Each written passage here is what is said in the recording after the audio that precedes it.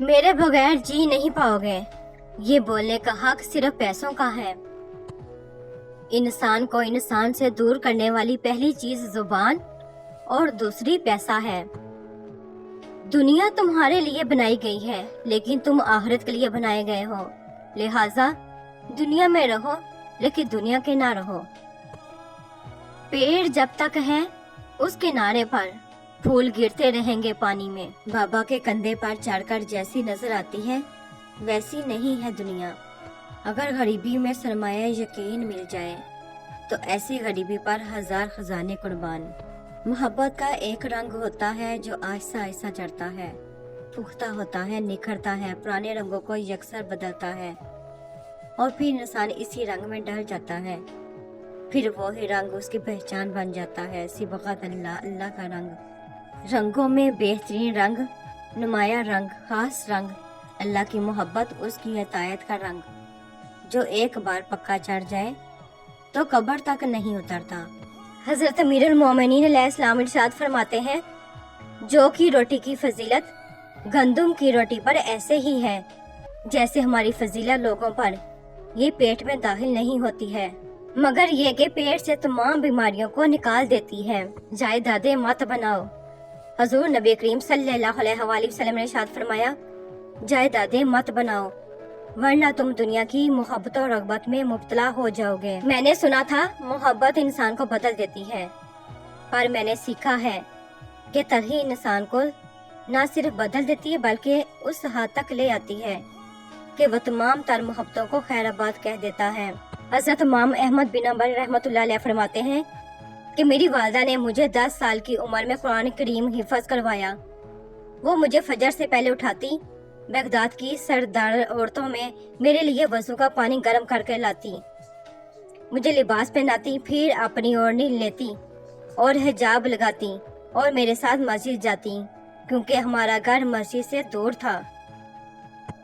حقیقت میں انسان پر سب سے بڑا بوجھ اس کی توقعات اور خواہشات کا ہے جو اس کو چین سے جینے نہیں دیتی۔ نبی کریم صلی اللہ علیہ وآلہ وسلم نے تربوز کیسے کھایا؟ سیدہ حضرت عائشہ صدیقہ رضی اللہ تعالیٰ عنہا روایت کرتی ہیں کہ نبی کریم صلی اللہ علیہ وآلہ وسلم تربوز اور کھجور دونوں اکٹھے کھایا کرتے تھے۔ ایک روایت میں ہے کہ دونوں ملا کر کھانے کی آپ صلی اللہ علیہ وآلہ وسلم یوں وضاحت فرماتے ہیں، کھجور کی گرمی تربوز کی ٹھنڈک کو توڑتی ہے اور تربوز کی ٹھنڈک کھجور کی گرمی زائل کرتی ہے۔ بہت خاص ہوتی ہیں وہ زبانیں جو قرآن کی تلاوت کرتی ہیں، بہت خاص ہوتی ہیں وہ جوانیاں جو قرآن سیکھنے میں گزرتی ہیں، بہت خاص ہوتی ہیں وہ آنکھیں جو قرآن سنتے ہوئے آنسو بہاتی ہیں، بہت خاص ہوتے ہیں وہ لوگ جو قرآن کے مطابق ڈھلنے کی کوشش میں ہوتے ہیں۔ اللہ پاک ان لوگوں میں ہمارا شمار بھی فرمائے، آمین۔ فرمان مصطفیٰ صلی اللہ علیہ وآلہ وسلم، خرچ کیا کرو، گن گن کر نہ رکھو تاکہ تمہیں بھی گن کے نہ ملے، اور جوڑ کے نہ رکھو تاکہ تم سے بھی اللہ تعالیٰ اپنی نعمتوں کو نہ چھپا لے۔ حرام رشتوں سے کبھی دل مطمئن نہیں ہوا کرتے، دلوں کا سکون تو صرف اللہ پاک کی قائم کردہ حدود میں ہی ہے۔ چیونٹی اگر کسی راستے سے گزر رہی ہو اور آپ اس کے راستے میں اپنی انگلی رکھ دیں تو وہ آپ کی انگلی اٹھانے کا انتظار نہیں کرے گی، بلکہ اپنا راستہ بدل کر اپنی منزل کی طرف چل پڑے گی۔ اس لیے راستے اور منزلیں ان کو ملتے ہیں جو اپنے آپ پر اور اپنے رب پر کامل یقین رکھتے ہیں۔ کسی کے کچھ کہنے پر رک مت جائیں، اپنا سفر جاری رکھیں۔ اللہ پاک جب ناراض ہوتا ہے تو وہ کسی کو زندہ نہیں گاڑ دیتا، کسی کا رزق نہیں روکتا، نہ ہی آسمان سے پتھر برساتا ہے، وہ تو بس سجدے کی توفیق چھین لیتا ہے، دلوں پہ مہر لگا دیتا ہے اور دنیا میں غرق کر دیتا ہے۔ بے شک یہ عذابوں میں بدترین عذاب ہے، ذرا نہیں پورا سوچئے۔ فرمان مصطفیٰ صلی اللہ علیہ وآلہ وسلم، غافل لوگوں میں اللہ عز و جل کا ذکر کرنے والے کی مثال اس طرح ہے جس طرح مردوں میں زندہ ہو۔ یہ دنیا ایک بازار ہے اور عنقریب بند ہو جائے گا۔ گلاب فروشوں کو کیا فرق پڑتا ہے، شہر میں مواد زیادہ ہو یا شادیاں، ان کے پھول تو بک ہی جاتے ہیں۔ اب پھول کس مقصد کے لیے استعمال ہو رہے ہیں، ہنسی کے گھر میں سیج کے لیے یا پھر سسکیوں کے ہجوم میں لہت کے لیے، یہ گلاب فروشوں کو جاننے میں دلچسپی نہیں ہے۔